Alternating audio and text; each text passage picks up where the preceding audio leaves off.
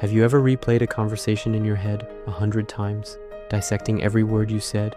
Or maybe you've worn an outfit you didn't even like, just because you thought it's what other people expected you to wear? I've been there. For years, I lived my life as if I was on a stage, and everyone else was a judge. Every decision, big or small, was filtered through one question: what will they think? It was exhausting. I was a puppet, and the strings were held by the imagined opinions of friends, family, and even complete strangers. This constant performance left me feeling hollow, like I wasn't even the main character in my own life. And then, one day, something shifted. It wasn't a lightning bolt moment, but a slow, quiet realization that led to the most profound freedom I've ever known. For the longest time, my fear of judgment was my shadow. It followed me everywhere. My mind would race. That's a dumb idea. Everyone's going to laugh. Just keep quiet. So I did. I'd watch someone else suggest something similar and get praised for their innovation. I'd sit there, kicking myself, drowning in regret. Socially, it was even worse. I'd get invited to a party and spend hours agonizing over what to wear. I wanted to blend in, to be invisible, to avoid any chance of negative comments. I remember once buying a trendy jacket that I secretly hated. It was expensive and uncomfortable, but I saw people I admired wearing similar styles. I wore it to a gathering, feeling like a fraud. Someone complimented it, and instead of feeling good, I just felt empty. I was getting approval for a person I wasn't. The real me was buried under layers of insecurity and a desperate need for validation. The turning point wasn't dramatic. It happened on a completely ordinary Tuesday. I was working on a personal project, a passion of mine that I'd kept secret for years. I loved to paint. Not well, mind you. I was a complete amateur. My canvases were a mess of mismatched colors and awkward shapes. But I loved the process. It was a chaotic swirl of blues and golds, and honestly, it looked a bit like a scrambled mess. But it was my mess. I felt a weird sense of pride in it. Later that week, a friend came over. I'd forgotten to hide the painting, and it was sitting on an easel in the corner of my living room. My heart immediately started pounding. My palms got sweaty. I was bracing for the inevitable awkward comment, or worse, a polite but dismissive, "Oh, that's nice." My friend walked over to it, tilted their head, and just looked at it for what felt like an eternity. I was holding my breath. And then they said, "Wow, I don't know what it is, but I can feel so much energy coming from this. It's really you, isn't it?" And in that moment, something inside me just broke. Not in a bad way. It was like a dam breaking. All the fear, all the anxiety, it just washed away. It wasn't about whether they thought the painting was good or bad in an artistic sense. It was that they saw me in it. They saw the chaos, the energy, the passion, and they didn't judge it. They just accepted it. It hit me like a ton of bricks. I had spent all this time worrying about a negative reaction that never even came. The only person whose opinion truly mattered about my creation was mine. That was the beginning of the end for my people-pleasing era. From that day forward, I started conducting little experiments in authenticity. I began small. I wore an old, ridiculously colorful sweater to the grocery store, one I loved but had always kept hidden in my closet. People were busy with their own lives, picking out produce, checking their shopping lists. The world didn't stop and point. This was a huge revelation. We often build up these scenarios in our minds where we are the center of everyone's attention, but the reality is, most people are the main characters of their own stories, not ours. Emboldened, I tried something bigger. At the next big team meeting at work, I had an idea. It was a bit unconventional, a bit out of the box.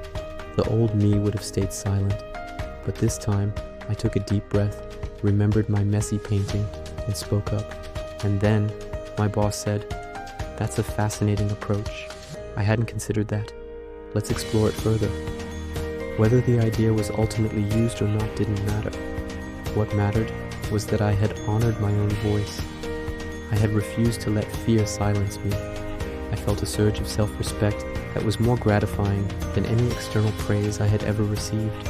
Living without the constant fear of judgment is like taking off a heavy backpack you didn't even realize you were carrying. The first thing you notice is the sheer amount of mental energy you get back. All that time spent worrying, analyzing, and predicting what others might think. It's suddenly free. You can invest that energy into your passions, your relationships, your own well-being. I started painting more, and I even started sharing my work online. Some people loved it, some didn't, and I learned to be okay with that. Art is subjective, and so is life. Your life is your canvas. Not everyone will understand your masterpiece, and that's perfectly fine. It wasn't made for them.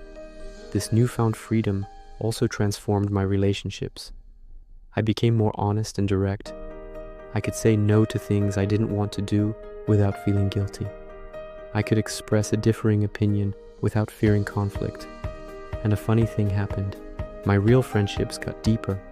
The people who stuck around were the ones who appreciated the real me, not the edited, people-pleasing version.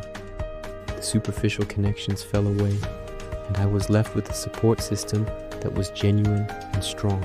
It's not about being rude or disregarding others' feelings entirely. It's about shifting the balance. It's about making your own opinion of yourself the primary one. So, how can you start this journey? It starts with a simple, powerful act: self-awareness. Start noticing when you're filtering your actions through the lens of others' expectations. When you stop yourself from doing something, ask yourself why. Is it a genuine reason, or is it a fear of judgment? Challenge that fear. Start small, just like I did. Wear the quirky shirt. Share that silly idea. Order the weird thing on the menu. Each time you act in alignment with your true self and the world doesn't end, you're rewriting that old, fearful narrative in your brain. You're proving to yourself that it's safe to be you. Another powerful tool is to practice self-compassion.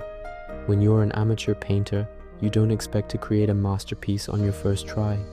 You allow yourself to be a beginner, to make messes, to learn.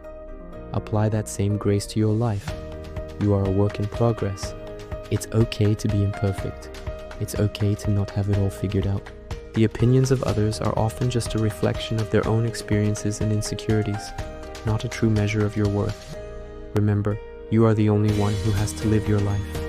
You are the only one who has to wake up with your decisions every single day. So why would you give the power to direct that light to anyone else? The journey to stop caring what others think isn't a one-time destination. It's a continuous practice. There are still days when that old voice of insecurity whispers in my ear, but now I know how to answer it. I acknowledge it, and then I gently remind myself that my peace is more important than their approval. My authenticity is more valuable than their acceptance. Living this way has brought so much joy, creativity, and genuine connection into my life. It's a louder, more colorful, and infinitely more interesting existence. So I want to leave you with this question. What is one thing you would do if you knew nobody would judge you? Think about it, and then, maybe, just maybe, go and do it. Your life is waiting for you to be its main character. It's your story to write, your canvas to paint. Make it a masterpiece that you are proud of. Thank you so much for listening. If this story resonated with you, I'd love it if you'd subscribe for more conversations like this. See you in the next one.